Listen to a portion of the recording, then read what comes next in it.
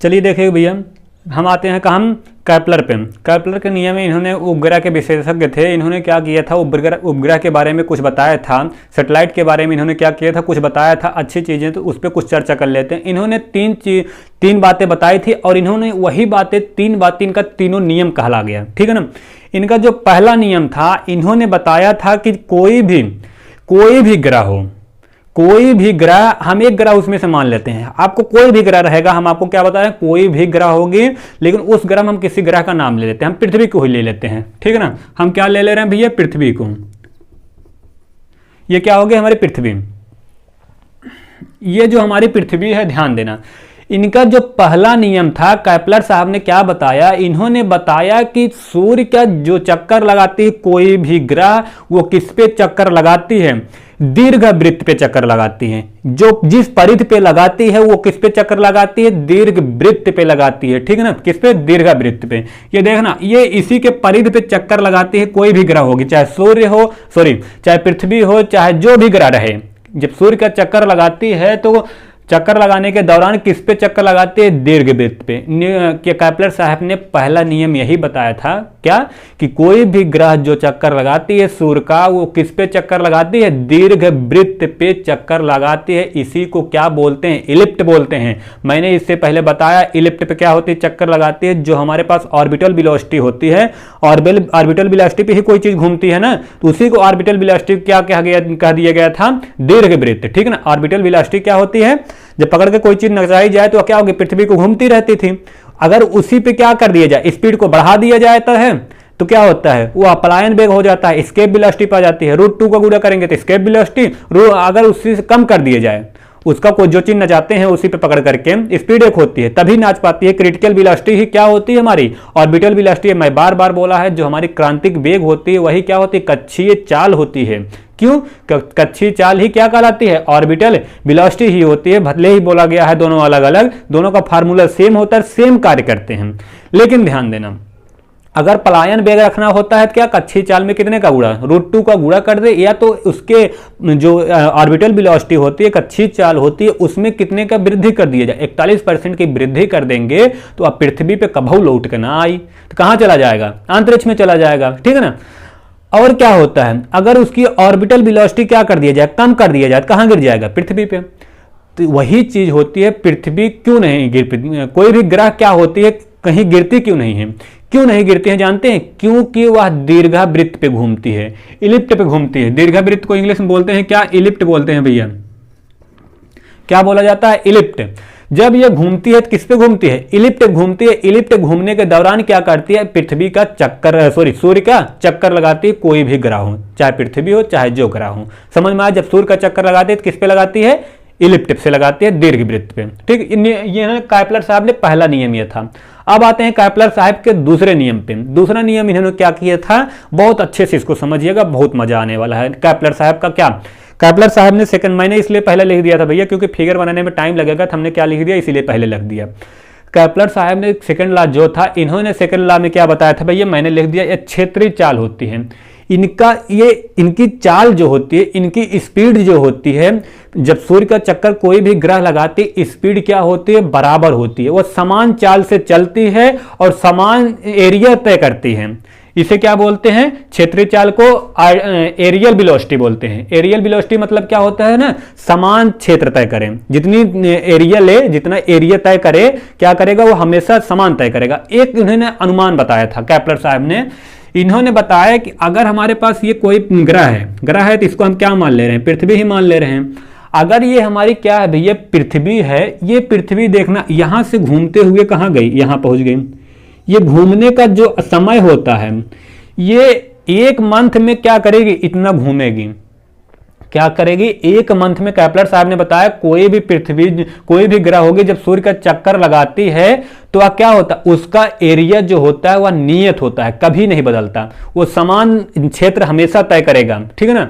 चाहे सूर्य के पास में हो चाहे सूर्य से दूर हो, तो क्या करेगा, समान एरिया तय करता है। देखना, जब यहां से यहां तक ये गया, इतनी दूरी तय किया, तो क्या हो गया, कितने मंथ में तय किया, एक मंथ में।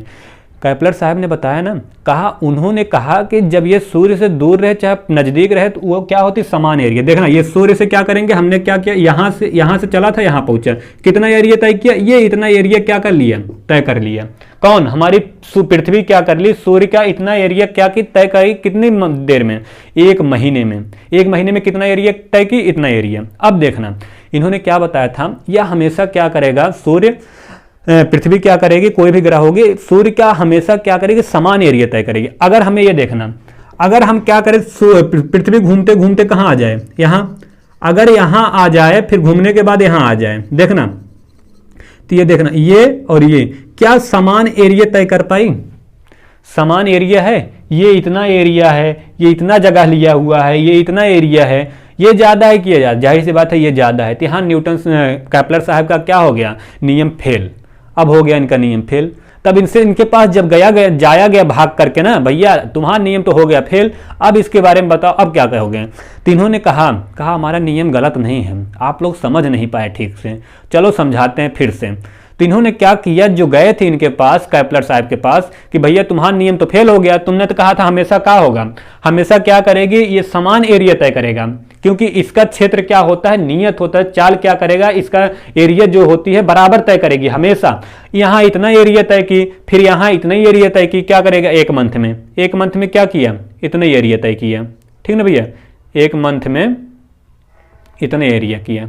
जब 1 महीने में ये इतना ही एरिया तय किया और 1 महीने में यहाँ इतना एरिया तय किया, और तुम बताए थे कि जो होता है इनका क्या होता है, एरिया हमेशा इक्वल रहेगा। अब क्या होगा, कैपलर साहब जी के पास जो लोग गए थे ना, कितने नियम गलत उनका सिद्ध करने, उनका पकड़े कान पकड़ के लेके आया, हाँ कहाँ, यही ग्रह पे लेके चले आए। लेके आने के बाद कहें चलो बताते हैं, मैंने सही बताया था, तुम लोग हो गधा, और तुम्हारे लोग गधा होने के बाद तुमका समझ में ना आ रहा है, चलो समझाते हैं कैसे मैंने बताया था। इन्होंने कहा कैपलर साहब का नियम गलत नहीं था, लोग समझ नहीं पाए। इन्होंने कैपलर साहब जब आए तो इन्होंने समझा, इन्होंने कहा था मैंने ये भी बोला था, जब यह सूर्य के दूर रहती है तो यह क्या करती है, धीरे धीरे घूमती है। इसीलिए आप देखते होंगे कि कभी क्या होता है, दिन बड़ा हो जाता है, कभी रात बड़ी हो जाती है, कभी दिन छोटा कभी रात छोटा। क्यों, आप गर्मी के महीने में देखते हैं दिन बहुत बड़ा होता है, क्योंकि वह क्या होता है भैया, दिन बड़ा होने, और ठंडी के माह में क्या होता है, दिन छोटा रात बड़ी, क्योंकि ठंडी के माह में जो महीना होता है वो घूमता है बहुत स्लो, वो बहुत स्लो चक्कर लगाता है। चक्कर लगाने कैपलर साहब ने यही बताया, हमने बताया था समान एरिया तो तय करेगा, जो होगा एरिया, जो क्षेत्रफल होगा वह समान तय करेगा। 1 महीने में अगर यहाँ इतना तय किया तो 1 महीने में यूं तय करेगा। इन्होंने सीधी सी बात कह दी, कहा कि मैंने यह कहा था कि जब सूर्य के दूर रहेगा तो वह धीरे धीरे घूमता है। कौन, पृथ्वी, चाहे जो ग्रह हो। अगर सूर्य से दूर रहेगा तो धीरे धीरे घूमेगा, अगर सूर्य के पास रहेगा तो क्या करेगा, तेजी से घूमता है। देखना यहाँ ये आने के बाद ना, देखना यहाँ तो देखना ये हमारा क्या किया, हमने हटा दिया, ये हटाने के बाद देखना ये यही सूर्य के पास जब जैसे ही पहुंचेगा, कौन, पृथ्वी, चाहे जो ग्रह हो, जब यह सूर्य के पास पहुंचेगी, पहुंचने के बाद ये देखना यहां भी सूर्य का पास होगा, यहां भी सूर्य का पास पहुंचेगा। ये थोड़ा बना दें, ये हो गया। कैपलर साहब ने क्या कहा, सूर्य के पास पहुंचने के बाद भी यह क्या करेगा, समान एरिया तय करेगा, क्योंकि इन्होंने बताया था क्या, क्षेत्र नियत होता है, कभी नहीं बदलती है। इतना दूरी यहां है तो इतना एरिया यहां भी लेगी। जैसे ही सूर्य के पास पहुंचती है पृथ्वी तो ये क्या करती है, बहुत तेज घूमती है।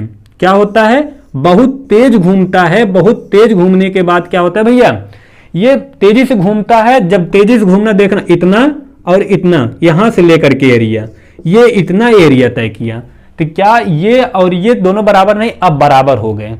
आप देखना ये ऐसे गया, आप निकालेंगे जो मापदंड होता है जिससे निकाला जाता है ना एरिया, तो उससे निकालेंगे, ये और ये दोनों अब इक्वल आएंगे। क्यों, क्योंकि ये सूर्य के पास आ गया था। सूर्य के पास होने के बाद इसकी स्पीड क्या होती है, बढ़ जाती है। इसीलिए देखते हैं कभी दिन बड़ा होता है, कभी छोटा होता है। छोटा होने का रीजन क्या होता है, ठंडी के महीने में क्या होता है, दिन आप देखते हैं ठंडी महीने, गर्मी के महीने में दिन तो बहुत बड़ा होता है, दिन बड़ा, लू कूक चलता है, ये सब चीजें चलती है ना। क्यों, क्योंकि वो अपनी स्पीड क्या होता है, कभी बढ़ा लेता है कभी घटा लेता है। पूछा जाएगा जब ग्रह चक्कर लगाती है, अगर सूर्य से दूर रहेगी तो स्लो स्लो घूमती है, स्लो स्लो घूमती है और सूर्य के पास जैसे ही पास पहुंचता है क्या होती है, अपनी स्पीड, अपनी वेग को, यह वेलोसिटी को बढ़ा लेगा, लेकिन एरिया क्या करेगा, बराबर तय करेगा। जितना एरिया यहां उतना ही एरिया यहां। देख रहा है एरिया दोनों जगह क्या है, इक्वल है। केपलर साहब ने यही बताया था। ये क्या था, केपलर का सेकंड लॉ। समझ में आया केपलर का सेकंड लॉ क्या होता है। इन्होंने बताया था अगर एक महीने में इतना एरिया यहां तय किया तो ये भी घूम करके इतना क्या एक महीने में समान एरिया तय करेगा। केवल दिक्कत क्या होता है भैया, दूर रहेगा। अगर सूर्य से दूर रहेगा, स्लो स्लो घूमता है पृथ्वी। अगर पास में जाने के बाद क्या होती है, अपनी स्पीड बढ़ा लेती है। इसीलिए क्या होता है, कभी दिन बड़ा कभी छोटा होता है। समझ में आया, यही रीजन होता है। ये सेकेंड लॉ था किसका, केपलर साहब का। फर्स्ट लॉ किस पे डिपेंड था भैया, ये होता है दीर्घवृत्त पे घूमती है। कोई भी ग्रह होगी वह सूर्य का चक्कर किस पे लगाएगी, दीर्घवृत्त पे। ये फर्स्ट लॉ समझ में आया। और सेकंड लॉ क्या होता है भैया, अभी अभी समझाया। अब आते हैं थर्ड लॉ पे, ठीक है ना। देखिएगा थर्ड लॉ ये थोड़ा फार्मूले पे होता है, ये किसी को कहते हैं समझ में नहीं आता, हम आपको समझा रहे हैं, बहुत बेहतरीन तरीके से समझ में आएगा। सेकंड लॉ समझ में आया, किस पे डिपेंड होता है, इसका क्षेत्र कभी नहीं बदलता। बदलता क्या, स्पीड भले ही ज्यादा कम कर लेती है लेकिन एरिया समान तय करती है। केपलर साहब ने भी यही बताया था। कानों में पकड़ के लाए हैं, दिखाए ना, कहला देखो यहाँ देखो, यहाँ क्या किया, समान एरिया तय किया नहीं किया। मैंने बोला था तो कान में आधा चीज डालोगे आधा चीज नहीं डालोगे तो समझ में आएगा। केपलर ने बोला था कि दूर रहने पे धीरे धीरे चलता है, स्पीड इसकी क्या होती है, स्लो होती है, लेकिन एरिया समान तय करेगा। और यहाँ क्या होगा, यहाँ समान एरिया तय करेगा लेकिन स्पीड यहाँ क्या लेगी, बढ़ा लेगी सूर्य के पास पहुंचने पे, ठीक है। चलिए देखिए भैया केपलर साहब का थर्ड लॉ क्या था, देखिएगा इन्होंने फर्स्ट लॉ में क्या बता दिया। फर्स्ट लॉ में यह बताया था कि कोई भी चीज क्या करती है, किस पे घूमती है, अपने दीर्घवृत्त पे घूमती है। कौन, कोई भी ग्रह क्या होगी, सूर्य का चक्कर लगाएगी तो किस पे लगाएगी, दीर्घवृत्त पे, जिसे बोलते हैं दीर्घवृत्त को इंग्लिश में क्या बोलते हैं, इलिप्ट बोलते हैं। क्या, इलिप्ट बोलते हैं। अब देखिए सेकंड लॉ तो समझ में आ गया, थर्ड लॉ देखिएगा क्या है। थर्ड लॉ बहुत सिंपल है, थोड़ा फार्मूला बेस्ड है लेकिन देखना कैसे आता है। थर्ड लॉ में केपलर साहब ने क्या बताया, जब इनके पास जाया गया ना, थर्ड लॉ में इन्होंने क्या बताया, लोगों से यह कहा, केपलर साहब ने कहा आप हमें क्या करिए, आप हमें क्या बताइए, कोई भी ग्रह की आप जानकारी चाहते हैं, कितनी देर में सूर्य का चक्कर लगाती है, आप हमें केवल क्या बता दीजिए, उसका दीर्घवृत्त। दीर्घवृत्त मतलब वह कितनी दूर जाकर के किस पे घूम रही है। दीर्घवृत्त यही होता है जो घूमने के सबसे लंबी होती है। ये देख रहे हैं यहां से यहां तक घूम रही है।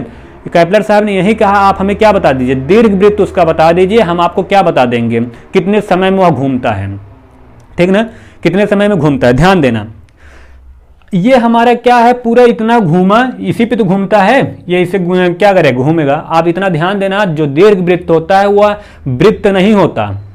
वृत्त में क्या, कभी वृत्त पे मत बोल देना कि क्या होती है, कोई ग्रह वृत्त पे घूमती है, सर्किल पे घूमती है, सर्किल पे नहीं घूमती है।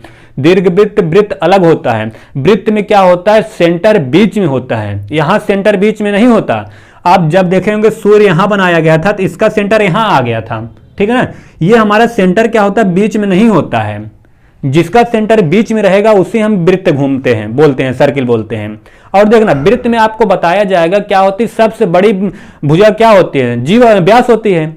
व्यास देखना, ये अगर हमारा सेंटर रहेगा इतना क्या कहलाएगा, त्रिज्या, इतना त्रिज्या। दो त्रिज्याओं का योग क्या होता है, क्या होता है हमारे पास, व्यास होता है। और व्यास बराबर आप जानते हैं 2 गुणे क्या होता है, त्रिज्या होता है, ठीक है ना। वह ऐसी त्रिज्या जो क्या हो, सीधी त्रिज्या हो। अब देखना, अगर हमारे पास ये लाइन देख रहे हैं, ये सबसे लंबी क्या है, दीर्घवृत्त है। अब आप ये मत कहिएगा ये सर जी आप सेंटर कहाँ ले रही हैं, ये केवल हम आपको मापने के लिए बता रहे हैं, ठीक है ना, कितना दूरी तय किया। ये सबसे बड़ी पूरी भुजा क्या कहलाएगी, दीर्घवृत्त। जब पूरी भुजा दीर्घवृत्त कहलाएगी तो इसका आधा, ये आधा, ये आधा, ये आधा दीर्घवृत्त, ये आधा दीर्घवृत्त, तो क्या ये अर्धवृत्त नहीं कहलाएगा, ये पूरा दीर्घवृत्त था। दीर्घ मतलब होता है बड़ा, ये बड़ा वृत्त था। अब ये क्या हो गया, आधा वृत्त। हमें ये बताइएगा आधा वृत्त अगर हम इसको किससे दिखा दे रहे हैं, स्मॉल ए से, इसकी दूरी कितना दिखा दिए, स्मॉल ए, ठीक ना भैया। केपलर साहब ने क्या बताया, आप हमें क्या बता दीजिए, केवल हमें बता दीजिए कि वह उसका दीर्घवृत्त क्या है, किस पे घूम रहा है, किस पे घूम रहा है। इन्होंने क्या बता दिया, इसका जो टाइम होता है कितने टाइम में तय करेगा। जो होता है टाइम का वर्ग डायरेक्टली प्रोपोर्शनल होता है किसके, इसके अर्धवृत्त के क्यूब से। इसके अर्धवृत्त के क्यूब से क्या होता है, डायरेक्टली क्या होता है, जुड़ा होता है। इसका अर्धवृत्त का घन जो होगा उसके वर्ग के क्या होगा, इक्वल होगा।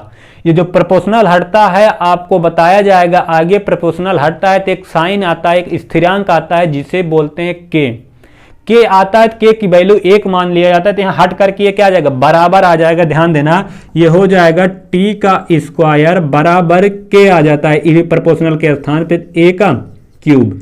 ये के की वैल्यू कितनी मान लिया जाता है, 1 माना जाता है। तो हमारे पास फार्मूला निकल के क्या आ जाएगा, टी का स्क्वायर बराबर ए का क्यूब।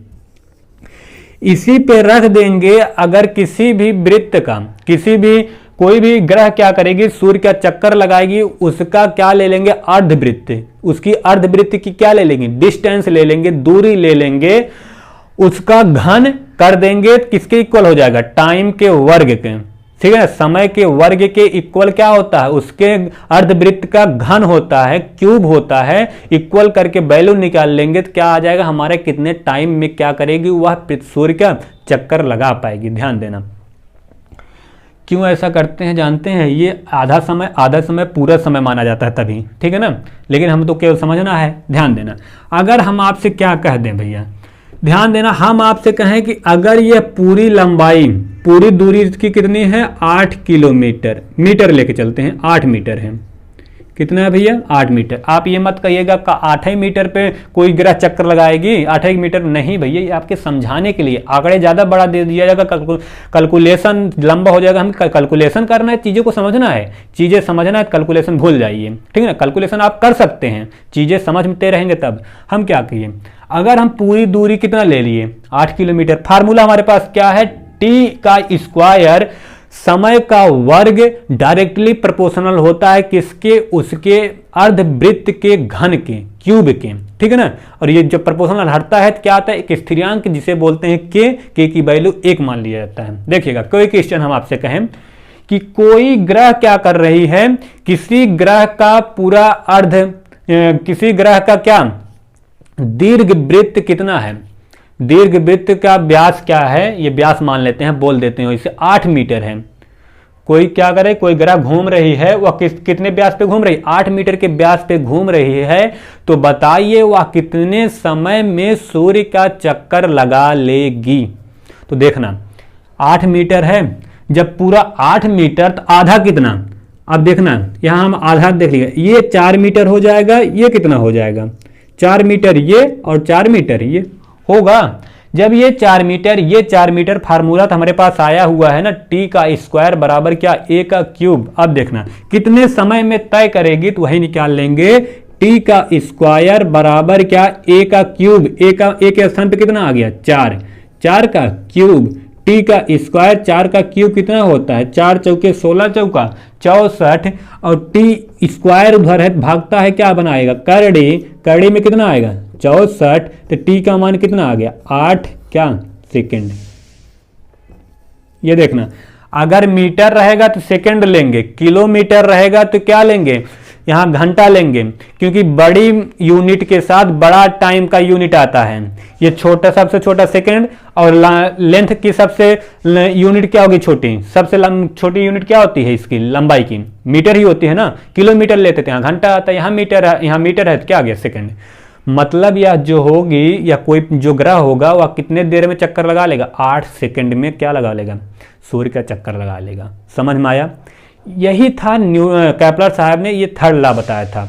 उन्होंने यही कहा था, आप हमें क्या बता दीजिए, आप हमें बता दीजिए कि उसका दीर्घ वृत्त, किसी ग्रह का दीर्घ वृत्त बता दीजिए, वह कितने देर में सूर्य का चक्कर, कितनी दूरी में सूर्य का चक्कर लगा रही है, हम उसका बता देंगे कितने समय में वह सूर्य का चक्कर लगा लेगी। अब आप ये मत कहिएगा सर जी ये केपलर को कौन बताया था। भैया बहुत बड़ा साइंटिस्ट था केपलर, वह क्या किया था, इन सब चीज़ों को स्कोप के माध्यम से चेक करके साइंटिस्ट क्या करते हैं, देख लेते हैं तभी तो निकालते हैं। तो ये क्या कर दिया गया, निकाला गया। समझ में आया। हमारा केपलर साहब ने 3 ला दिया था, किस पे, सेटेलाइट पे, उपग्रह के ऊपर 3 दिए थे। तीनों ला हमने क्या कर दिया, बता दिया। पहला ला क्या था, फिर से बता दूं। पहला ला हमारा था ये किस पे चलता है, इलिप्ट पे। कोई भी ग्रह किस पे घूमते हैं, इलिप्ट मतलब दीर्घवृत्त पे घूमते हैं। दूसरा क्या था, इसका एरिया क्या होगा, एरियल वेलोसिटी क्या होगी, इक्वल होगी, नियत रहेगी हमेशा, ठीक है ना। और यह क्या होता है, दूसरे में इन्होंने बताया था इसका एरिया क्या होगा, इक्वल रहेगा, और सूर्य से दूर रहेगा तो इसकी स्पीड कम होती है, सूर्य के पास आने के बाद इसकी स्पीड तेज हो जाती है। समझ में आया, ये था सेकंड ला। थर्ड ला में क्या इन्होंने बताया, थर्ड ला में बताया भैया आप हमें क्या करिए, दीर्घवृत्त का क्या दे दीजिए, दीर्घवृत्त दे दीजिए, कितनी दूरी में यह क्या कर रहा है, चक्कर लगा रहा है, हम आपको बता देंगे कितने समय में वह चक्कर लगा लेगा। तो इन्होंने क्या किया, अर्धवृत्त का टाइम का वर्ग डायरेक्टली प्रोपोर्शनल होता है किसके, अर्धवृत्त के क्यूब के। निकल के कितना आया, टी का वर्ग इक्वल कितना हो जाएगा, ए का क्यूब, ठीक है ना। ये हमारा क्या होता है, अर्धवृत्त। इसको क्या मान लीजिएगा, पूरा वृत्त दीर्घवृत्त मत मान दीजिएगा, क्या है, अर्धवृत्त आधा होता है, ठीक है ना, आधा लेके चलेंगे। समझ में आया केपलर का तीनों नियम। ये हमारा क्या था भैया, यहां से गुरुत्वाकर्षण बल क्या हो गया, समाप्त हो रहा है, ठीक है ना। गुरुत्वाकर्षण बल में हमने आपको कई चीजें बताया, उसको आप अच्छे से तैयार कर लीजिएगा। गुरुत्वाकर्षण बल में ग्रेविटी आई थी, ग्रेविटी में 4 चीजें थी। इसके बाद आपको यही बताया गया था क्या, ये सब चीजें बताई गई थी। और पलायन वेग क्या होता है, चंद्रमा का कितना होता है, चंद्रमा का होता है 2 कुछ होता है, 3-5 होता है किलोमीटर प्रति सेकंड। और हमारे पास सबसे बड़े ग्रह कौन है, बृहस्पति ग्रह। बृहस्पति ग्रह का पलायन वेग कितना होता है, 59 कुछ था ना, उतना किलोमीटर प्रति सेकंड। ये क्या होता है, बृहस्पति ग्रह का क्या था, पलायन वेग। इन सब चीज़ों पे क्या होता है, पलायन वेग हुआ होता है, किसी चीज़ को पृथ्वी से जाना होगा तो उसके पलायन वेग पे चलना होगा, आना होगा तो किस पे होगा, आना होगा पलायन वेग पे। पलायन वेग जानते हैं, एस्केप वेलोसिटी, ठीक है ना। चलिए, तो फिलहाल आपको वीडियो में पड़ा हुआ है, आप देख लीजिएगा जो नहीं आए हैं। अगर वीडियो अच्छा लगे तब तक हमारे साथ बने रहिए और देखते रहिएगा हमारे YouTube चैनल को। और वीडियो अच्छा लगे तो लाइक शेयर सब्सक्राइब करते रहिएगा, और साथ ही साथ क्या करिएगा, बेल आइकन को प्रेस कर दीजिएगा, ताकि कोई भी वीडियो अपलोड हो तो आपके पास नोटिफिकेशन क्या हो जाए, पहुंच जाए, ठीक है ना। तब तक चलिए, इसके आगे आपको बताया जाए क्या, इसके आगे आपको बताया जाएगा यस एच यम, सिंपल हार्मोनिक मोशन, जिसे बोलते हैं क्या, सिंपल मतलब सरल, हार्मोनिक मतलब होता आवृत्ति, सरल वृत्तीय गति क्या होती है, इसको आपको नेक्स्ट वीडियो में मिलेगा। तब तक आप इसको देखते रहिएगा, पढ़ते रहिए, खुश रहिए।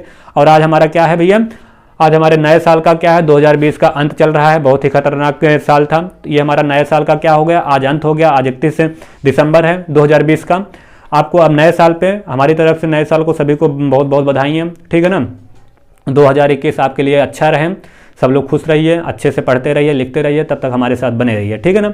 नए साल अच्छे से विश करिएगा, ज़्यादा पार्टी वार्टी ना करिएगा, क्योंकि कोरोना का माहौल अभी भी बरकरार है, ठीक। सो थैंक यू, जय हिंद, जय भारत।